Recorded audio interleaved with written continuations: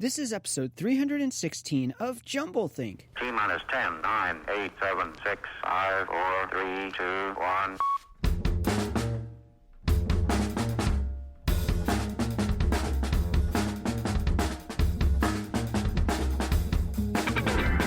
Welcome to Jumblethink, where we interview dreamers, makers, innovators, and influencers all about their journey of turning their dreams and ideas into reality. Along the way, we're going to share some tips on how you can turn your own dreams and ideas into reality too. Our guest on today's show is Jaime O'Connor. More about Jaime in a moment.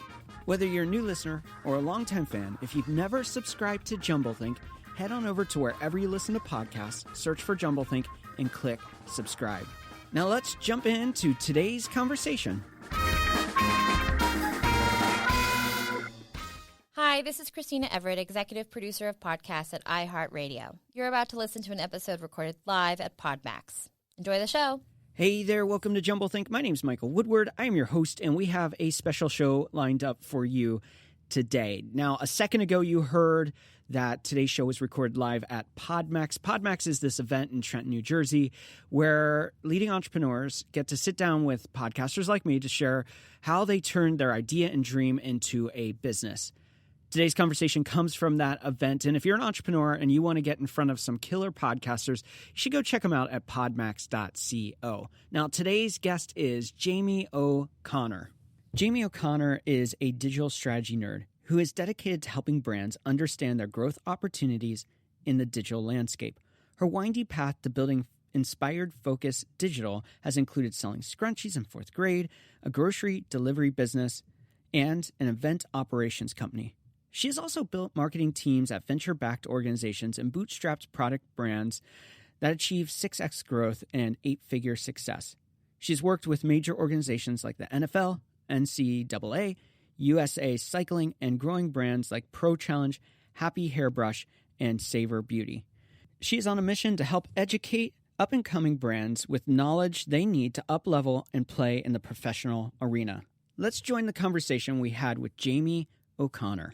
Jaime, thanks so much for coming. I'm so excited to be here with you today. I love doing interviews in person. Big fan of them. And we're here at PodMax in Trenton, New Jersey. Beautiful Trenton on this brisk, cold day. I don't know what's up with the weather in the Northeast. Yeah. You're from Denver. Well, you're not from Denver, but you live in Denver and you're out here. So. Yeah, I actually live in Breckenridge, luckily. So I get to be in the mountains. But I do come east a lot. This is my first time to Trenton, though. So. Okay. I'm not sure how much I'll get to explore. I think I'm going to be podcasting all day. Yeah, they have us booked pretty hard, and I love that, and that's fun. We're going to talk about a lot of things in today's episode. We're going to talk about your background in the world of digital marketing and e-commerce and messaging and helping people turn concepts into strategies. We're going to talk about your story and how you became passionate about what you're doing. To kick it off, let's just hear a little bit about what you do. Tell us a little bit about your business and what you do. Yeah, well, I would say I personally am an entrepreneur to my core. I like to joke that I took the red pill earlier than I knew better. Yeah. And now I will never be able to go back. It's in my blood. And I actually think that has helped me in this business in particular because I really understand where my clients are coming from. Okay. I've been on both sides of the coin. So taking the red pill early and starting businesses at a young age. Well, let's pause right there because you say early. And for some people, that's like the lemonade stand when they're like 5. And sometimes it's like, hey, I mowed lawns. And when you say really early, like tell us a little bit about that spark that went, you know what, I don't want to go the standard route. I want to go a different way, make my own journey here. How did that all unfold? Well, I mean, I definitely have essentially a lemonade stand story. Okay. I started sewing scrunchies in fourth grade and selling them to my friends. I didn't know that meant I was an entrepreneur at the time, but I did do that. I also started like a mom's helper business when I was 10. I did all that kind of stuff. But my first real business was when I was 23, the first time I registered an LLC, and I started doing grocery delivery for vacation rentals. All right. Pre-Instacart, well before that existed. Now, if you would have just done Instacart. I know. Why didn't I think of that?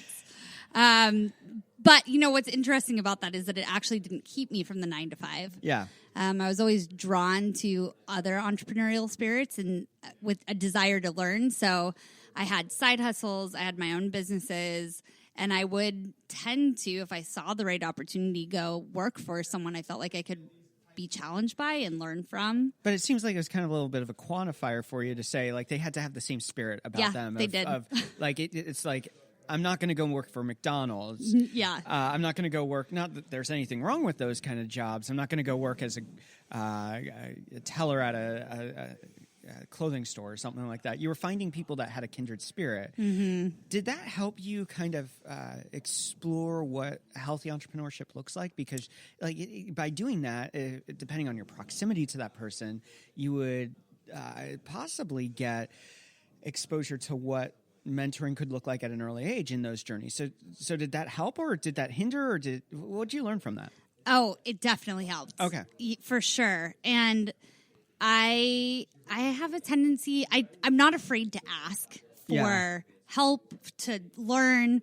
I'm not afraid to walk into the CEO's office and sit down and say, will you grab lunch or coffee with me? I want to learn from you. Right. And I think out of that, I was able to learn the good, the bad. I have worked for people that I never want to be like, and I've worked for people that I definitely want to emulate. Yeah. And I've also asked people that I didn't work for to be my mentors over the years. And I think all of those things helped me to see what makes businesses really successful, and also what ultimately I think can make them fail. Which now I can use a lot in my agency and my consultancy with my clients, because my experience has been both varied and deep, I think, because of the in-office experience or in-work experience and career experience, and also kind of the outside experience that I've tried to get over the years. Yeah. And I love the story about the scrunchies that you were telling. We've done, 300 and, as of today, recording. Now, I know there's going to be some episodes after this. We've done 311 episodes. And that's the second time over 300 episodes I've heard somebody have a similar story. Really? That's awesome. And so there are stories that you hear over and over again. This is not one of them, but that's really cool that was kind of the start. Yeah. Let's fast forward a little bit. Okay. You end up working for some people. You explore those possibilities of what entrepreneurship could look like for you. How did you've worked with some big brands like, tell us some of the brands that you've worked with. Yeah. So one of my earlier companies, not the company I have today, was an event consultancy management company. And out of that, I had the incredible opportunity to do marketing and operations work with NFL and NCAA. The USA Pro Challenge was actually probably my largest experience as far as the amount of work I did. I was their marketing and operations director.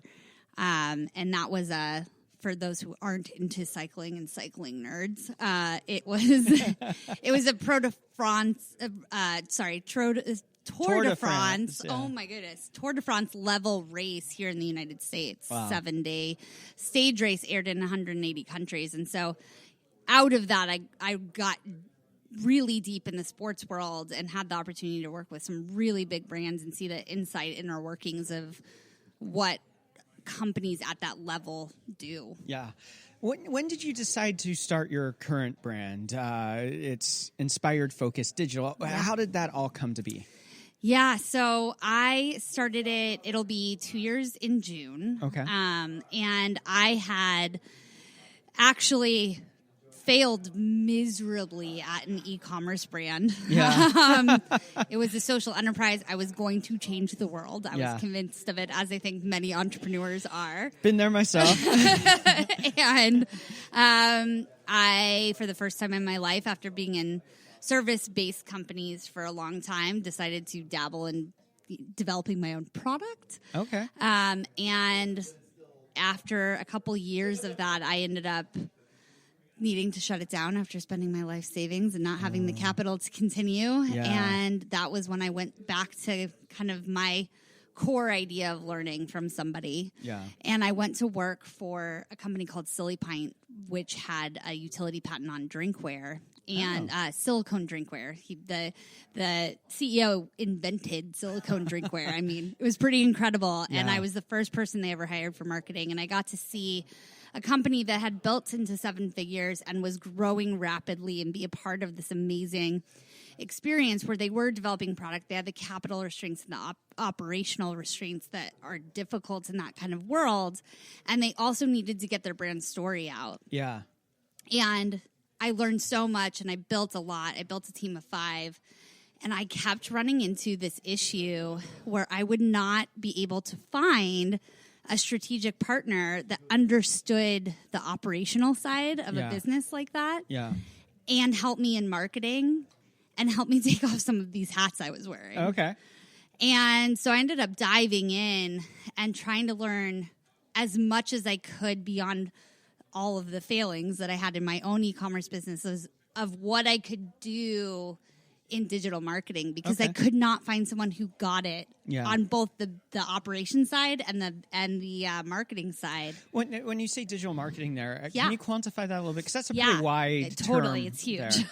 And that was probably part of it, is that I really tried to learn as much as I could in the broad spectrum. And what I ended up loving and really falling in love with was the paid digital side. So the Facebook ads and the Google ads, alongside storytelling and finding this place between brand and performance, that you actually had this data that proved to you it was working, which I had always actually had this little feeling about marketing like it was all smoke and mirrors, and suddenly I had data to prove what I was doing was working. I get that from working in web and building websites. I time and time again tell clients, I don't care what you think, the data tells a different story. Yeah. And people go, well, this is what a case study said, and I said, but your data doesn't reinforce that. And that's the power of that kind of medium versus, hey, I'm going to buy a billboard. Hey, I'm going to go get a traditional TV ad. There's an extent in which you exhaust the kind of data you can get on that. Yeah, and there is a point in which you exhaust all digital data too and analytics. But there is a bigger story told there in analytics. I wish I understood Facebook ads and Google ads. I've toyed with it, and we've had clients we've helped with, but it's not what we do. And so I have a lot of respect for you doing that. Yeah, it's interesting, and it's a deep ocean once you get into it itself. Digital marketing is massive, and then each one of the niches inside of it is so massive. And I found that particular area was this perfect place to be a cross between analytical and creative, and really help small businesses make a mark in a way that you can't do otherwise, and actually make decisions that your money is doing something, which is so amazing. And so after I was able to do that for Silipint and realize all the things that I did wrong before, I felt like I could do something to make a difference for all these other companies that believe so much in their product and believe they're going to change the world with what they're doing. And they couldn't, they're being sold by agencies and consultants that have never been on that side of the coin. And so I guess I wanted to be that person for them. So, well, as we pivot towards the end of this segment, we always ask a couple questions. The first one being, how do you find purpose in what you do? Oh, that's such a good question. I would say when I am working with somebody and I see that what we've done has made a difference for them and made an impact in some small way. Maybe it's that they're making more money and they're able to invest and grow. Maybe they suddenly got recognition they've never gotten before, and they can see that vision coming to fruition. It means so much to me. That's awesome. Yeah. I realized a long time ago, I used to think that I had to be the one who invented or created, and I realized that actually where my talents lie are helping people to take their vision and really bring it to the world. What is one challenge you're currently working to overcome? Oh, business growth, as in having the people that fit my vision. Yeah. When you say that, are you talking clients? Are you talking team members? You talking I would both? say no. Yeah, internally, no. I don't. I love the clients we work with. We work with a lot of B Corps and people who are kind of mission driven, which fits so much in what I want to do. But I would say no more. It's so important to me that we are that strategic partner for the people we work with. Yeah. So I'm particular about who works with me and inside my company and how they're going to serve our clients. So finding those right people and fostering them and teaching them in a way where they can really help others is probably one of the bigger challenges I experience. And I think a lot of entrepreneurs can relate to that. I know I can. That's been, yes. What's the next big dream, idea, or goal that you have or you're working on? Oh, besides living on the beach in Costa Rica? Well, that's pretty epic right there. I think that's a really interesting question for me because this was kind of a dream I had in the back of my mind for a long time. Yeah. And it's something I'm actually kind of actively working on right now is where does this go next for me, and how can I hopefully make a bigger impact? So I don't know that I have an answer right now because I have achieved a lot of what I had envisioned probably 6 or 7 years ago. And so now I have to make that dream a little bigger, I think. So cool. We're going to be talking about a lot more in segment 2. We're going to get into some practical tips that you can apply to your own business. We'll be right back with Jaime O'Connor.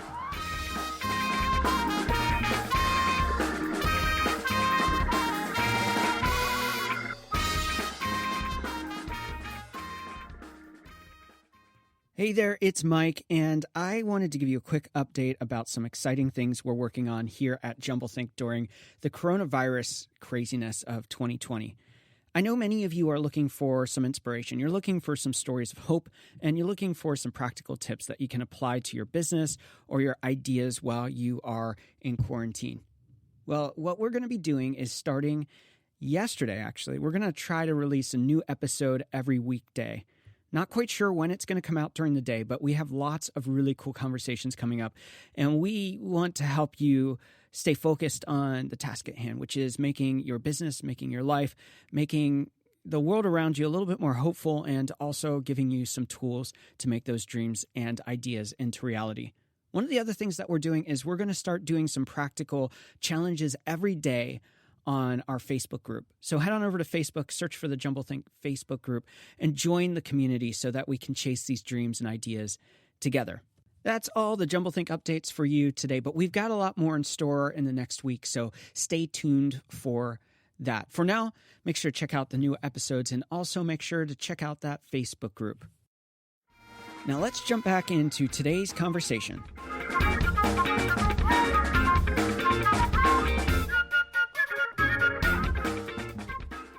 We are back with Jaime O'Connor. Before we go too much further, we need to know how people can find and connect with you. Absolutely.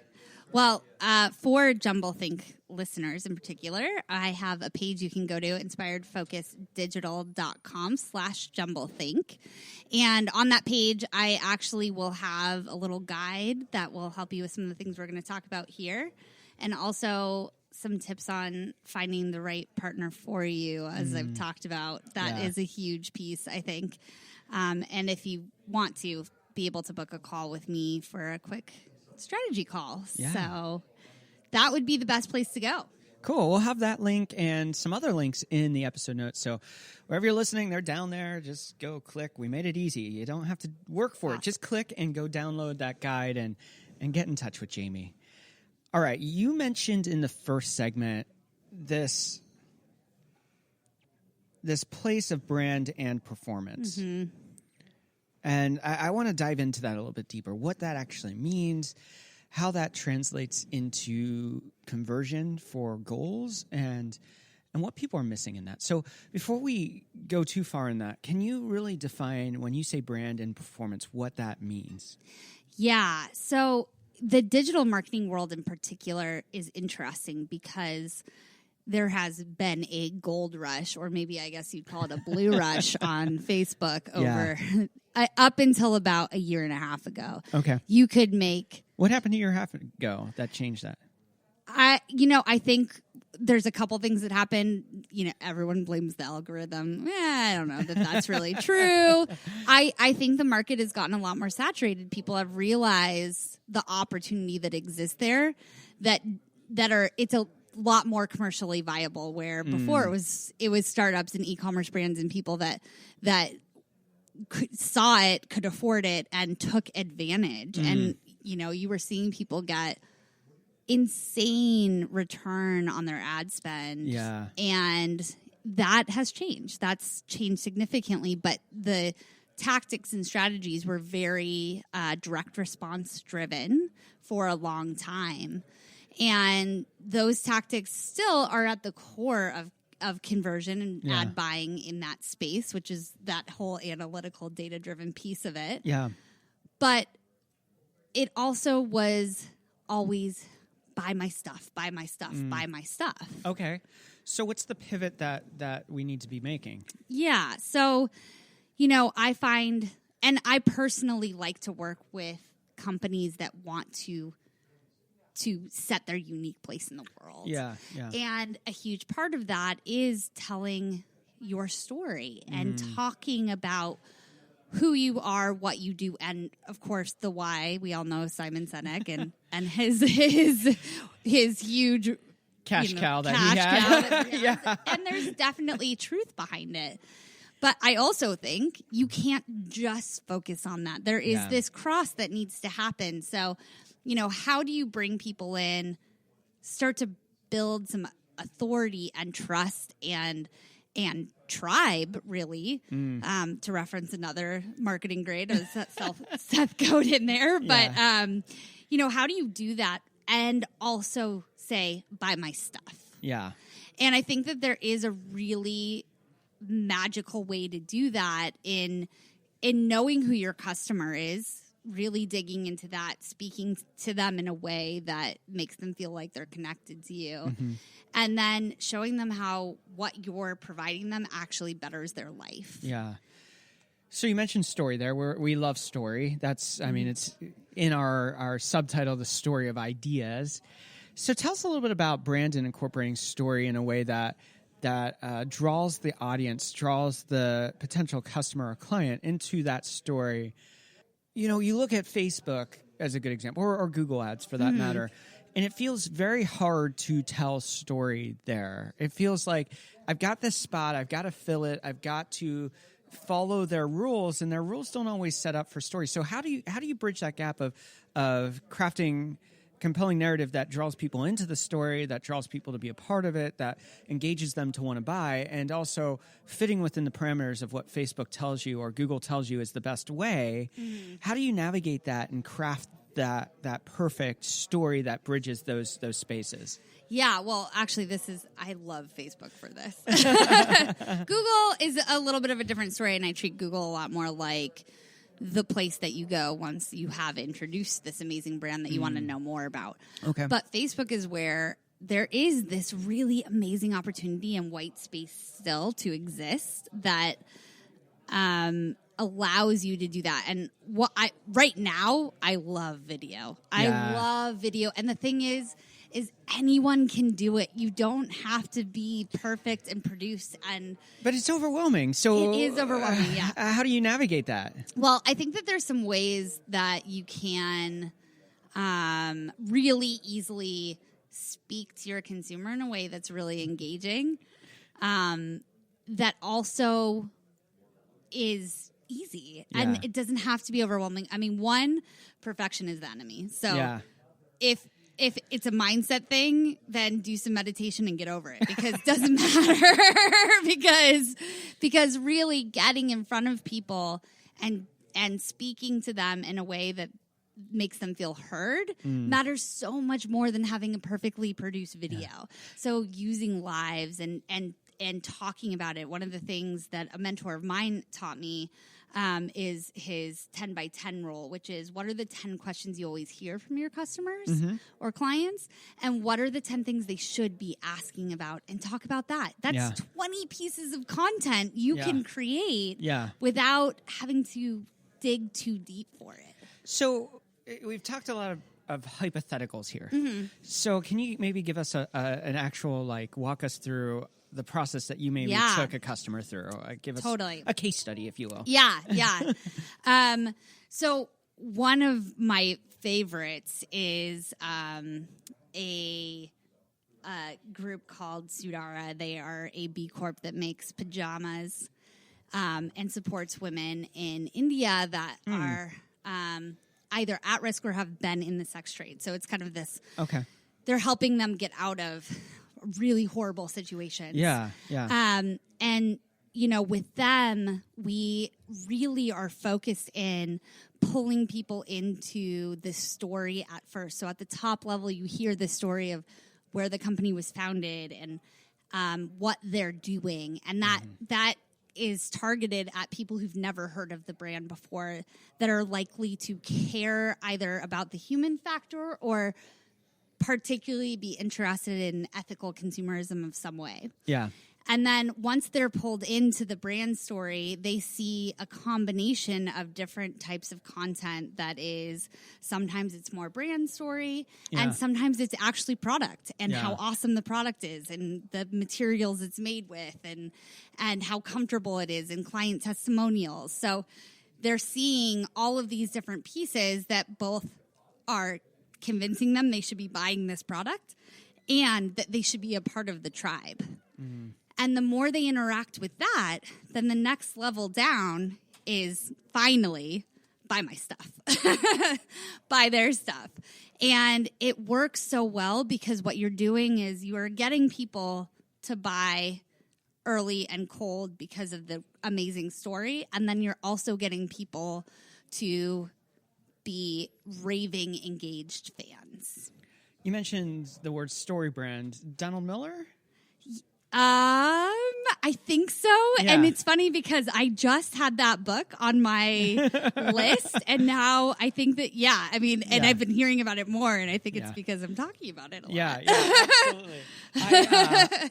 I read one of his first books called Blue Like Jazz. It's a killer book, and so I've been hearing that same thing pop up, and I'm like, I got to check it out. I haven't checked it out yet, so. I think it is where we're almost going back to these core principles of marketing that existed for a long time, and I'm excited about it because now we have analytics to back up what's working. So almost like a Mad Men mentality of storytelling in the brands that they're building. Yeah, while being able to figure out what actually sells at the same time because we have data to prove it. It's pretty amazing. Absolutely. So, all right, we're going to go full circle to where we started the second segment with and come back to this concept of brand and performance. We've talked a little bit about story and incorporating that into your brand and then the aspect of Facebook ads or Google ads. So let's bring it full circle and kind of bring these things together. Yeah. So many people have the shotgun mentality. I'm going to just shoot and see what, or throw spaghetti at the wall and see what sticks. Spaghetti testing. Yeah. And there's a place for A/B testing and other things like that. But it seems like a lot of what you're saying is that you can navigate the pain points of that by having better strategies. So walk us through bringing that together with brand and story and that performance aspect of it to bring a holistic campaign that's really successful. Yeah. So the amazing thing is that both Facebook and Google, but as we've been talking about in the storytelling side of things, Facebook is so amazing for that reason. We have so much data on the back end. As another person I learned from, Deepesh Mandalia, he has a great saying that says Facebook is like anybody can access it, the ads manager side of it, but it is so deep and there's so much information there. It's kind of like handing the keys to a Ferrari to a 15-year-old if you don't know what you're doing. Well, and I think that's why a lot of people go in and say, I don't get this platform. I'm just going to promote my post. Yeah. Which isn't a good winning strategy. Yeah, no. And so there is this amazingly deep platform that we can use to take that brand story we're creating and put it into these really amazing targeted audiences and see what is working and who is really resonating with that message, and come back with all of this data that says you thought your avatar, your persona was this, but actually this is who it is, and this is the route we want to go. And it all exists on the back end of Ads Manager, and you can really see how are people who are totally cold and have never heard of you before reacting to the things you're putting out there. Yeah. How are people who have been engaging slightly reacting to you? And how are people who've been a fan forever reacting to you? Mm-hmm. So you can take all of that data and then in the reverse, help craft the story even more. So it really gives us this ability to be at the intersection where we're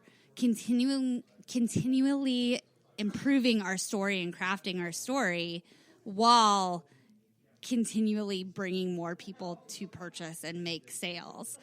But one of the things I think that is so key and that is different than like Mad Men era is that we have to be willing to put something out there that isn't perfect and perfectly produced. Okay. We have to be willing to put it out there, iterate on it, improve it, make it better, and continuously take the information and not be so afraid that if I put this out there, I'm going to look bad. So somebody listening right now is going, that all sounds good. Yeah. But I'm terrified. I don't like how I look, or I don't like how I sound when I do video, or maybe they just go, I don't know how to put the words together right. Mm-hmm. How do they get over that fear and really get past the fear of unpolished or not right out the gate? How do they really step back and say, okay, I can move forward and I have the confidence to do this in the chaos of just production of content?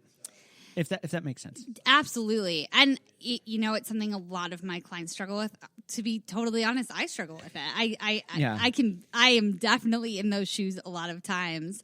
And the advice I hate to hear, but it's definitely also true, is that you sometimes just have to do it. Yeah. On the other side, I do think it helps to find someone that can be alongside you and help and guide in what is working in your industry, and be willing to be a sounding board. And whether that's an agency or consultancy like we do, or a mentor.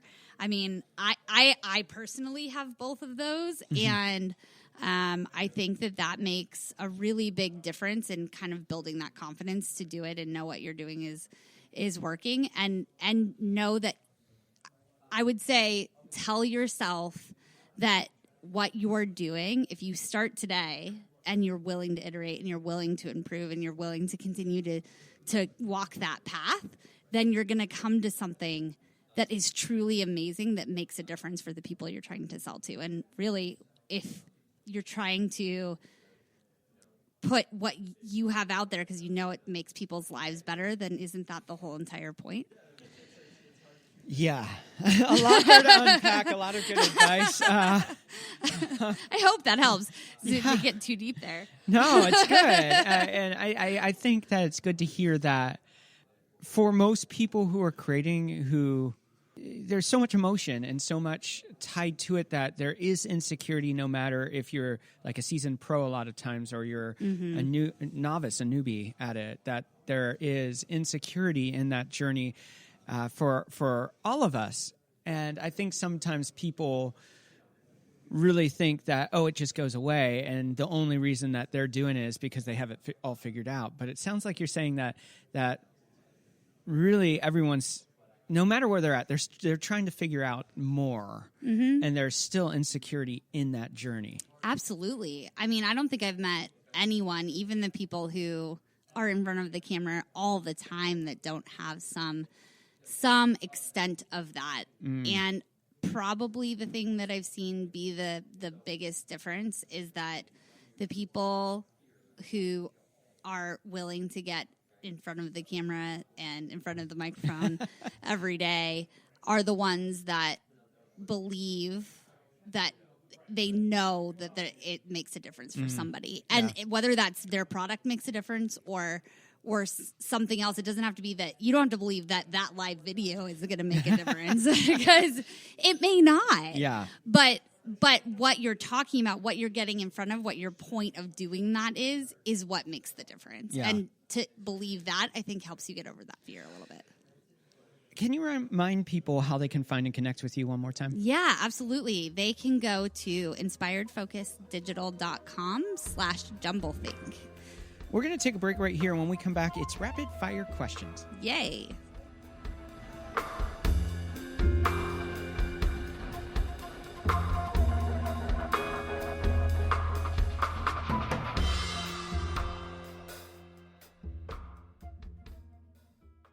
Chasing big ideas and dreams is hard to do. Doing it on your own is even harder.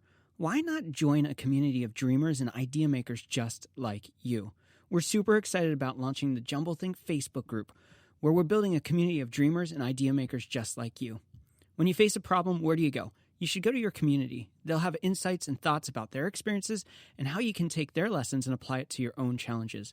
Where do you go to celebrate the small and big victories in your business, your idea, or dream? Join the Facebook group and you can share those victories with a community just like you and get the encouragement you need to keep on the journey of turning those dreams and ideas into reality. So head on over to Facebook and search for the Jumblethink Facebook group and join the conversation with other dreamers and idea makers just like you.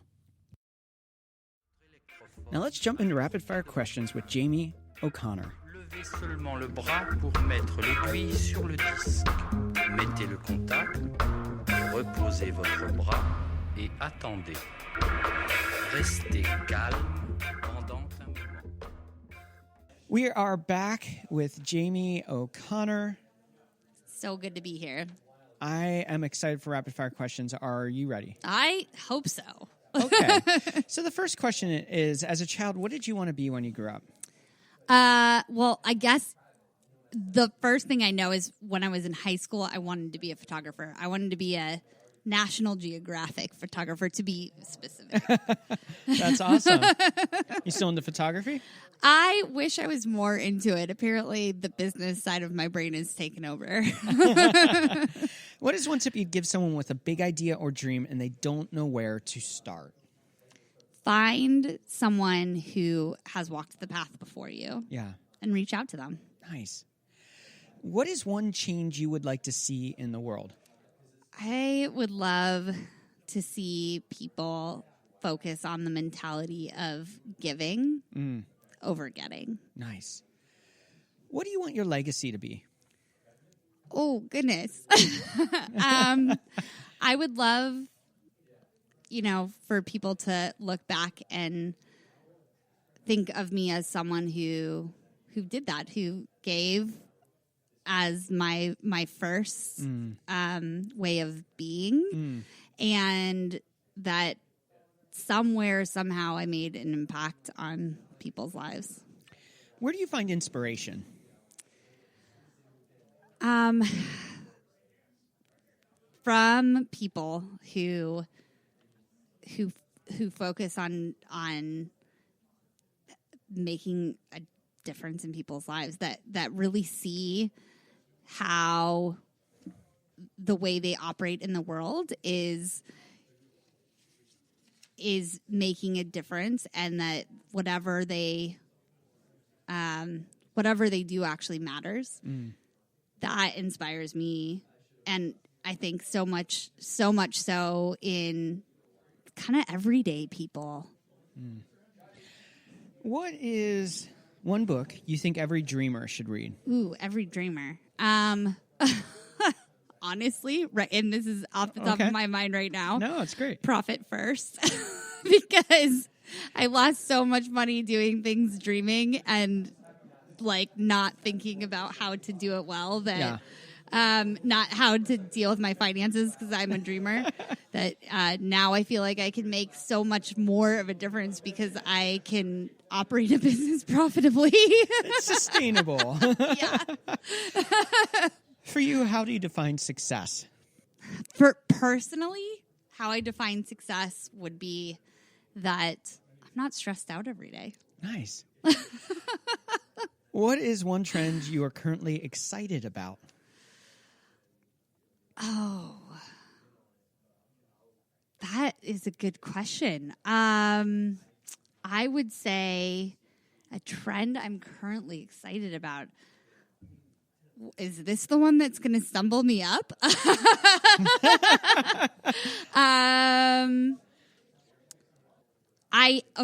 I love seeing the outdoor industry become a force for good in this country right now. Cool. Like REI and what they're doing. Yeah, with, and Patagonia and like actually standing on like seeing corporations like that are in the outdoor industry standing up for making a positive impact on the world.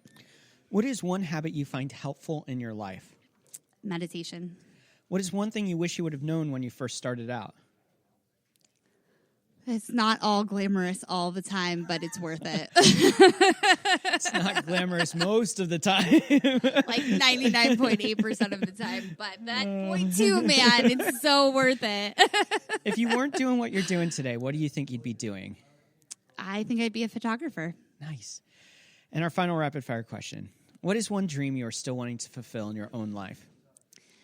I have always wanted to start a company that is travel-based. Okay. That helps women to experience places that they may not have ever thought they could go to otherwise. We always like to leave our guests to have the final thought. What is the final thought for all of us listening today? Focus on doing good in the world. Nice.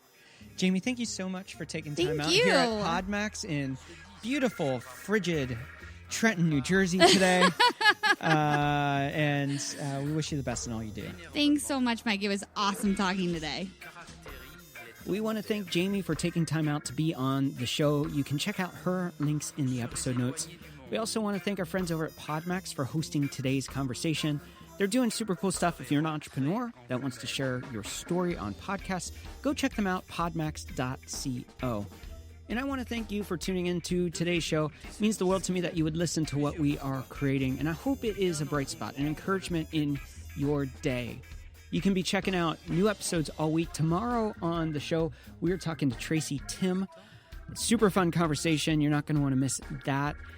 And if you want to keep up to date on everything happening at JumbleThink, all the exciting announcements over the next week we have, make sure you head on over to JumbleThink.com and sign up for our email newsletter. While you're there, download the free Dreamer's Guide to Micro Experiments to help you come up with a strategy to turning those dreams and ideas into reality.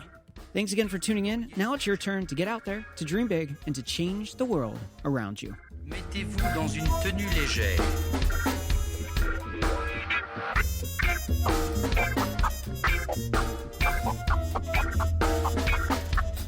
Ôtez tout ce qui peut vous gêner ou tirer votre attention.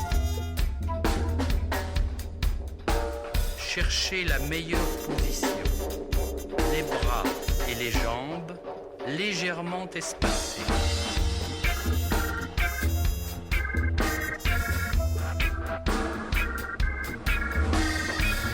Étirez-vous doucement, mais complètement.